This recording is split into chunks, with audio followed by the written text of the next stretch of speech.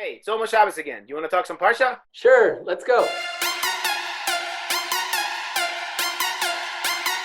As with the previous weeks, in this week's Parsha, Moshe Rabeinu continues the review of what happened to Am Yisrael in the desert. And among the review, Moshe Rabeinu reminds Am Yisrael about the different perks or the special extra miracles that Am Yisrael had in the desert, with their clothes never going out and actually growing in size with them, or their feet never being blistered. But while talking about those perks, Moshe Rabeinu also mentions the Mann. And while talking about the Mann, Moshe uses a very interesting language, to say the least, to describe the Mann as something that was used to torture and to starve Am Yisrael. And when we think about the Mann, we think about what special flavor it had, how wonderful it was that it would get absorbed in the bodies, and it was the most delightful thing anybody has ever had. We never think about it as torture, or we never even think about it as starving. But we have to remember that with the Mann came a package deal. The Mann wasn't only about having a special food that was really tasteful and really delightful, but it was also about the belief, about the emunah Am Yisrael had to have in HaKadosh Baruch Hu. They came with the Mann, meaning people went to sleep every day without having food for tomorrow and believing that tomorrow morning they will have food again. They had to go to sleep with an empty fridge. You couldn't store food for tomorrow. You know, we look back to February, March, when the pandemic began, what happened in the supermarkets and how people were storing food left and right. Here in Israel, we were out of eggs for 2-3 weeks because people were storing so much food. And we know Chazal teaches us in Yom Kippur the concept of pat besalo. When somebody knows that he's able to eat, he is less hungry. So the exact opposite, if somebody knows that he has nothing to eat, he might end up being more hungry than what he really is because he has nothing to fulfill that desire for food. When you think about the Mann being very special and very tasteful and very delightful, you have to remember what came with it. Came with it the test of believing in HaKadosh Baruch Hu. That was to some level a torture, was to some level starvation. Yeah, exactly. And you know, we see that one of the things that are the most natural thing for people is to feel that confidence, to feel that security where they have what they need. It's very hard to be in that mode of depending. There's somewhat of an element of torture in being dependent on something on the outside and having to wait for something to come, to look at that empty fridge, knowing that yesterday it did come, but still, who knows what's going to happen tomorrow. But there's another complexity here, because if you look at the Mann, on the one hand, Am Yisrael is told the Mann is bread from the sky. HaKadosh Baruch Hu is giving you exactly what you need. But on the other hand, if you sit at home and wait for it to land on your table, it's not going to land. You're requested to go out and collect. So what does Am Yisrael do? They go out and collect. And how much do they collect? Wait, if it's up to me collecting, then I'll collect for tomorrow and the next day too. So I have enough. It's up to me. So I collect more. And then HaKadosh Baruch Hu is angry that we over collected because you get what you need. So you're sort of caught in between these two sides. On the one hand, it's up to you. And on the other hand, it's totally from the sky. It's totally lechem min hashamayim. And we see this even today and always. Living with emunah has this sort of balance between, on the one hand, it's up to you. If you don't do your hishtadlut, if you don't put your effort into it, nothing's going to happen. But on the other hand, when I start putting effort into it, I really get caught up into the fact that, hey, it's dependent on my effort. And then I get smacked in the face and reminded, it's nothing's up to you. It's all mishamayim. So decide. And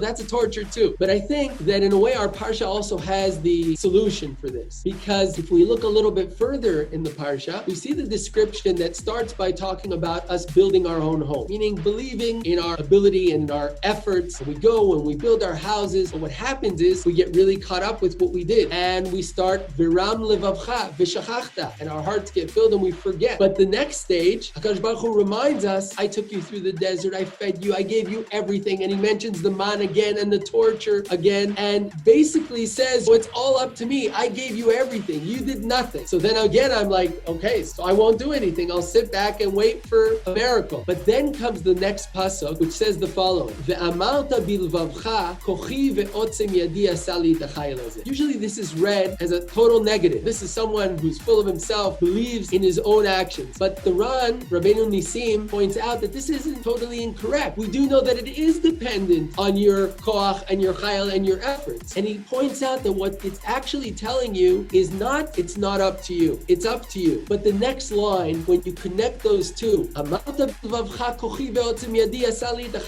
it's up to my efforts. But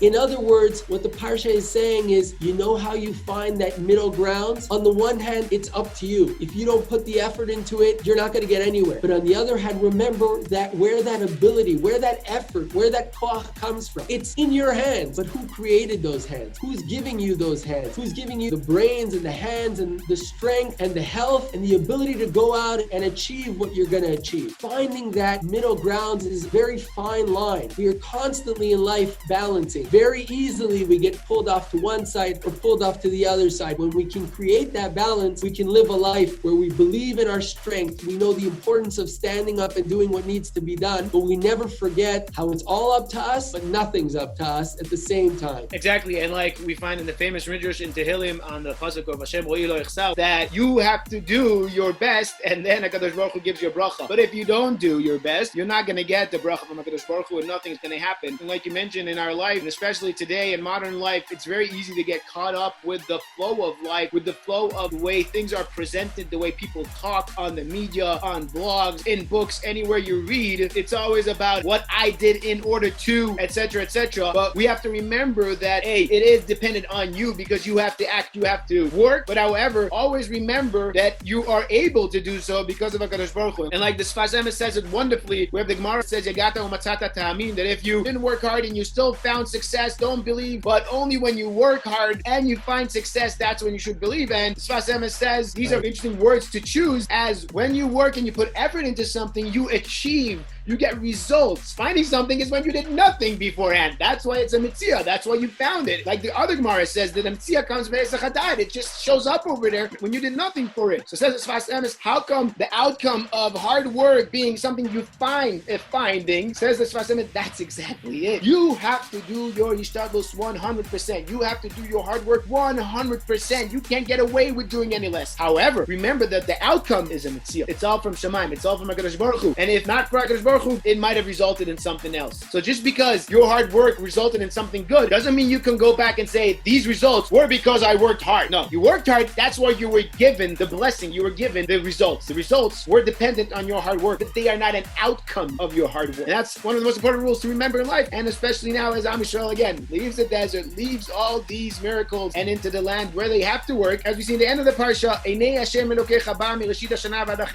you have to go out to the fields and work them. But Hashem's eyes are on those fields. Hashem's eyes are on those lands, and anything that grows in those lands are dependent on HaKadosh Baruch Hu and are an outcome of our relationship with HaKadosh Baruch Hu. You know, sometimes, as the Sfas Emes says, right, you put the effort in one place, the results may be somewhere else, but they're connected to your effort. It's a total mitzvah. It's confusing when you find them on those paths. You can get confused that it's actually a result. But in reality, as you're saying, on the one hand, it's all up to me. On the other hand, nothing's up to me. It's all mishamayim. Creating that balance between the two is really a life's mission, especially here in Eretz Yisrael. Love it. And as we've both seen in our lives, how true that is, that you can put your effort in a certain direction and you do your utmost and suddenly the results show up somewhere else. Wonderful. Thank you, Yitzi, for your time. Sure.